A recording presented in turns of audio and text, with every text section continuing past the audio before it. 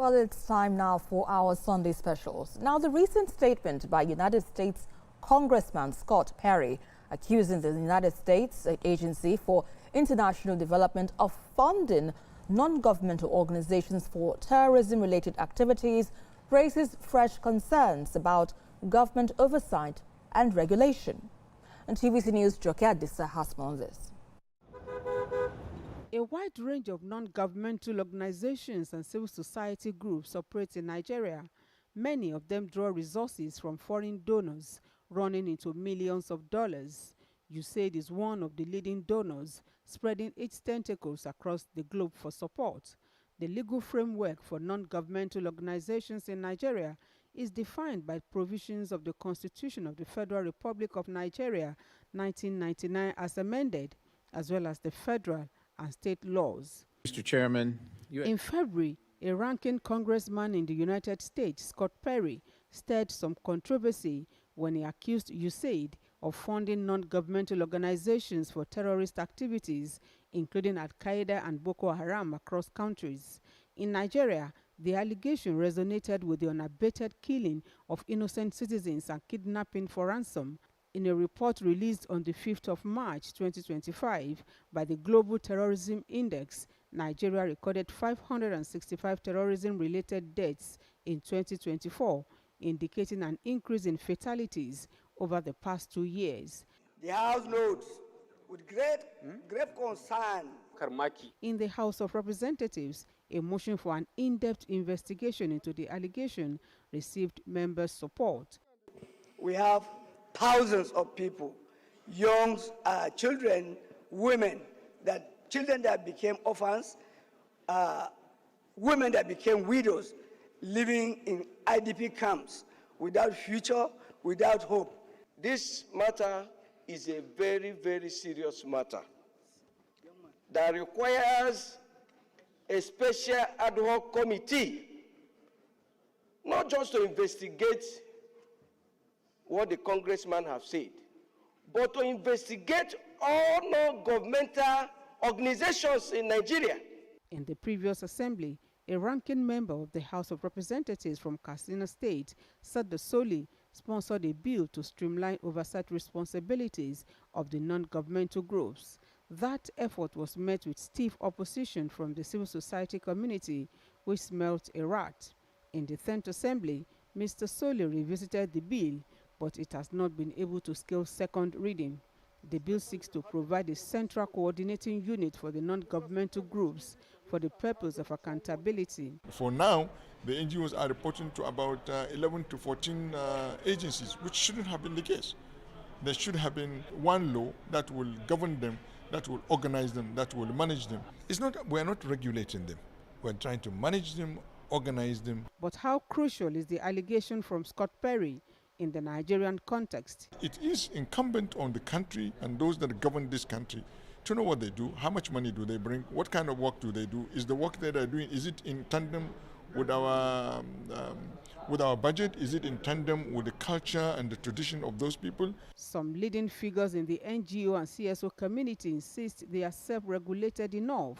The whole propaganda of USAID funding is just one of those attacks on civil society. The whole investment in expanding the civic space is what is being attacked. When did Boko Haram start? How did it start? We know the history of how it started. With over 40 years working as an NGO practitioner, I know that there are good NGOs, there are bad NGOs. And so we have to be very careful not to use the bad NGOs to color the good work the NGOs, the non-governmental civil society is doing around the world. Committee before consideration. Francis Wahibe is the chairman House of Representatives Committee on Rules and Business. He says the House will be ready to have the bill once returned. I do know that the Federal Inland Revenue Service have started to try to operate some form of taxation on aspects that are profit-making of the NGO's operations.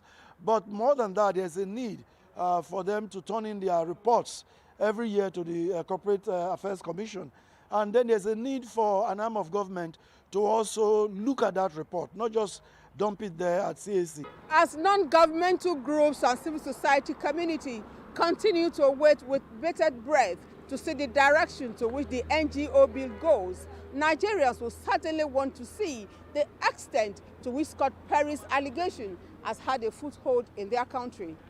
Joke Adisa, TVC News, Abuja. Well, let's turn our attention to Kaduna State, where coffee and teas are no longer just beverages. They've become a way of life, reshaping social interactions, boosting local economy, and creating spaces for connection and creativity.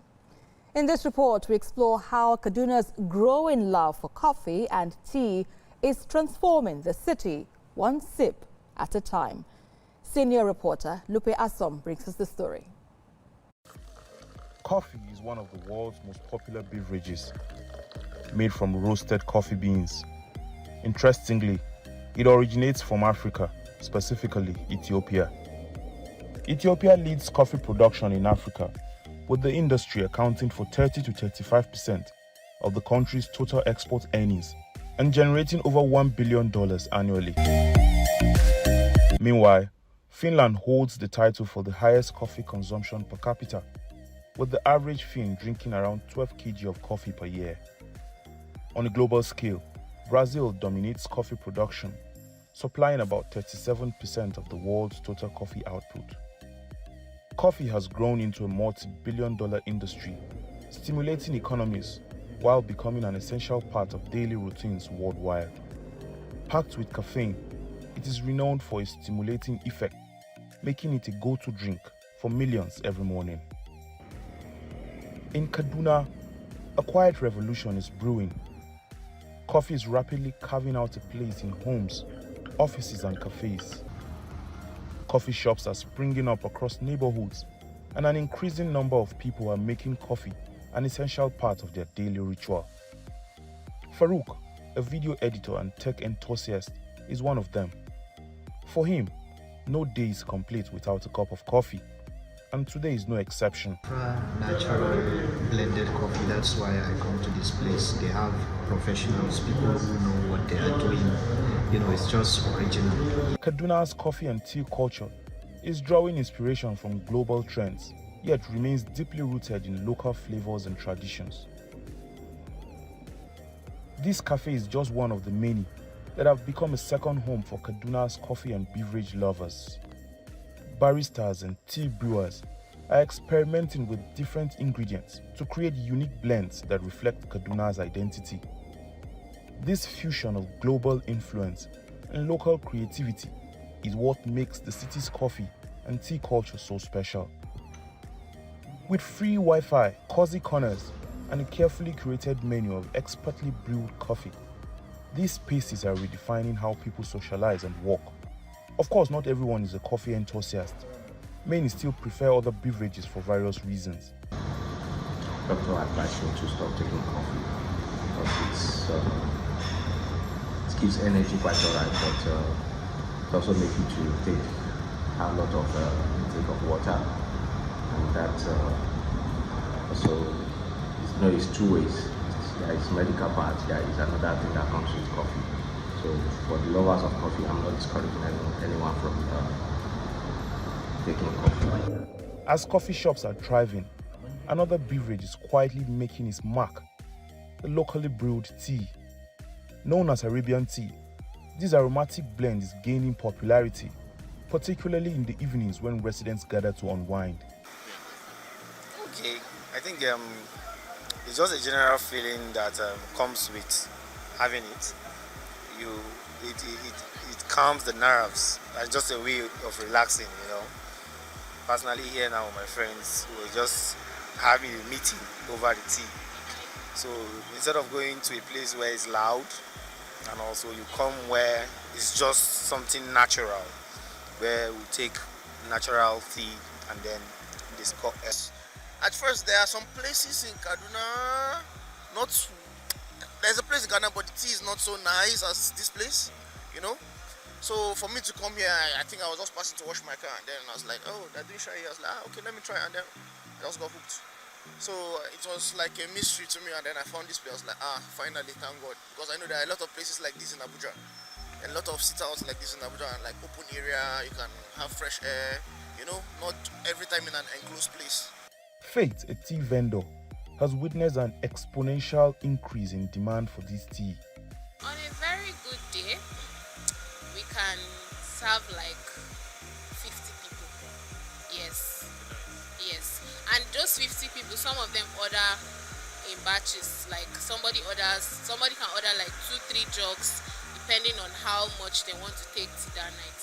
And let's say maybe when we don't really have, maybe 30 people like that. Yeah.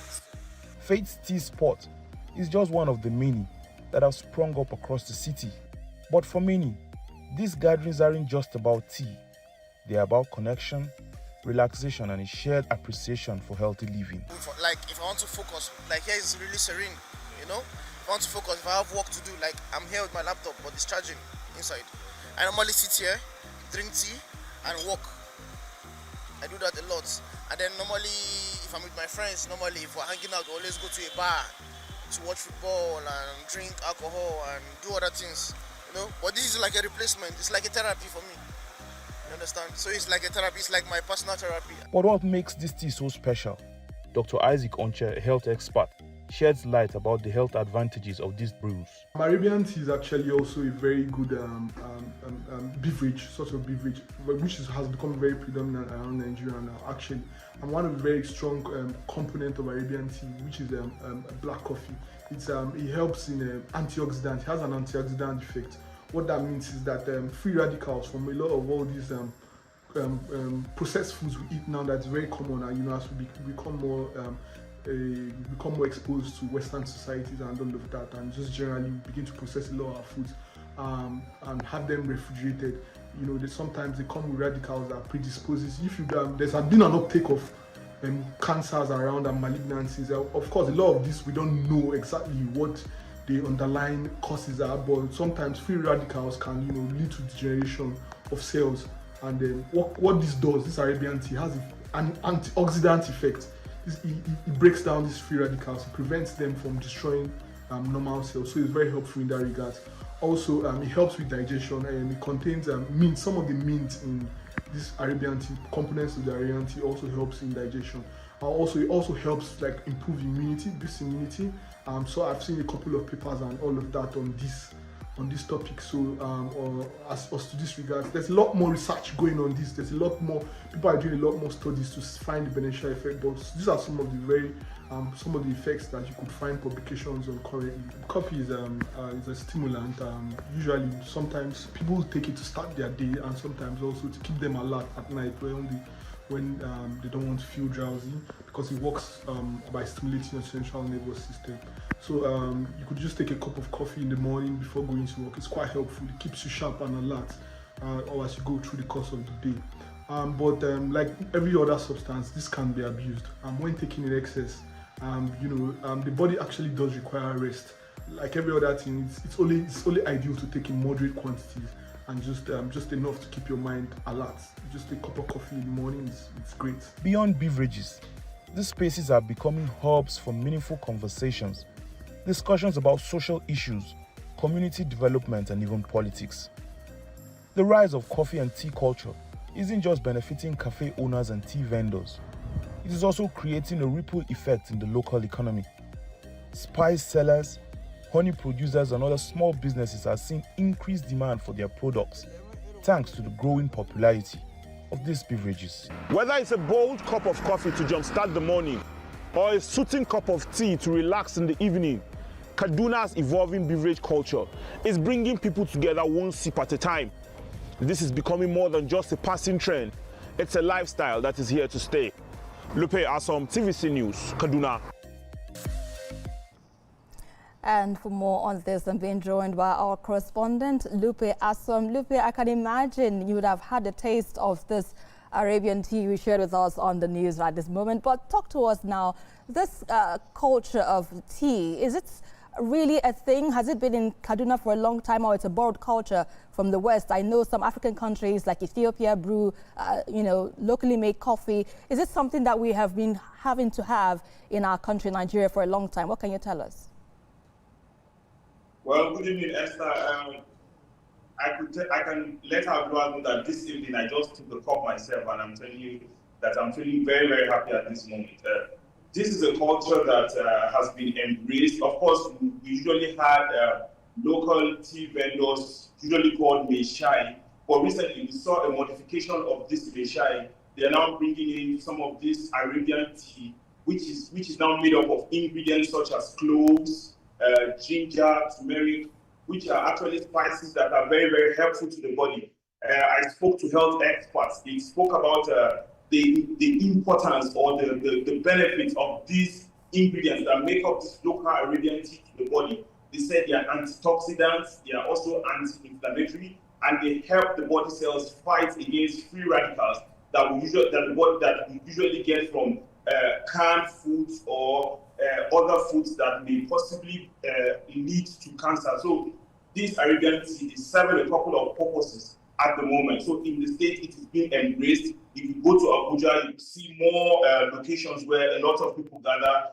Even in this period where people are fasting, you find a lot of people breaking their fast in coffee shops instead of just. There seems to be having a little bit of loss in connectivity issues with you, Lupe Esson. But if I could just ask you one further question. You mentioned, apologies, but you talked about the coffee having a mix of cloves, garlic. Is it the regular one we normally have, on our daily? We have ginger, we have cloves, we have garlic. Does that also make up for the kind of tea that is being consumed in Kaduna? What can you tell us? Basically about the Arabian tea, that's the local tea that is being brewed in some of these local shops in Kaduna.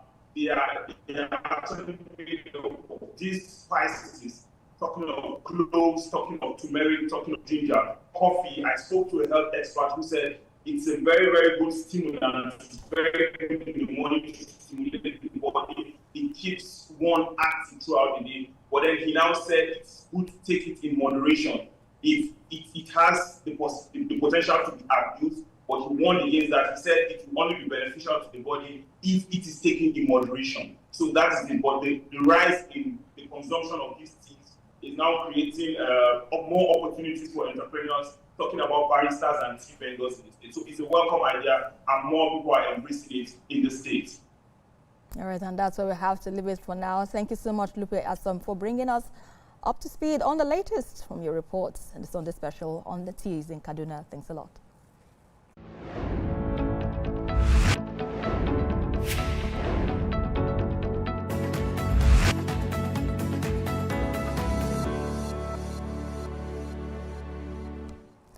And that's it on TVC News at this hour. For more updates on the stories we are monitoring, you can check us on our website, tvcnews.tv. You can also follow us on all our social media handles, Facebook, Instagram, and on X at TVC News NG.